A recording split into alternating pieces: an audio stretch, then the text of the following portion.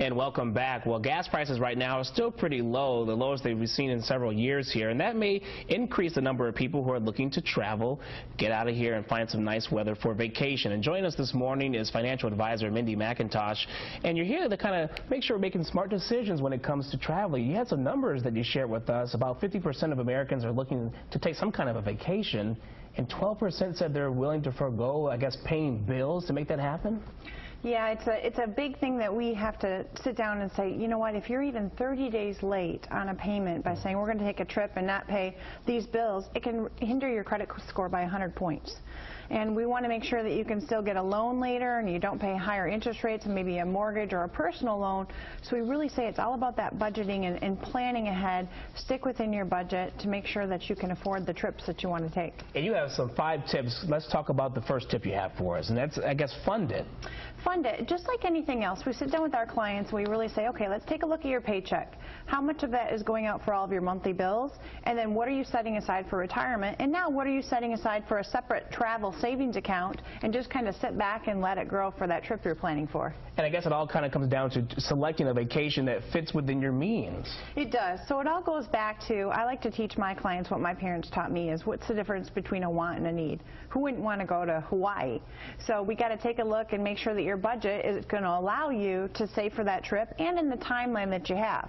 So we sit down, we look at all that, and then we even have a tracker on our website at wealthmichigan.com right now for all of these traveling type of costs that you might have for the summer. And you have a tip here that says sleep cheaper. What does that mean? A lot of times with that is we're seeing people have more of what's called a staycation. So they're taking a vacation in the current city they live. They're going there during the day, but at home, instead of having to pay expensive lodging for a hotel, they actually come home at night. Some people, though, don't like to do that, and they want to just go away. Our family likes to go away to a different city. So you can either do a camping or some bed and breakfast. If you really take a look at all that, there's ways to save there. Something tells me the camping deal takes some convincing for some family members. It sure does. But it can be fun, of course. It is fun. And you also say eat for less. Eating for less is some of these stays you even take on, even like bed and breakfast, or if you go camping, you're packing your own food.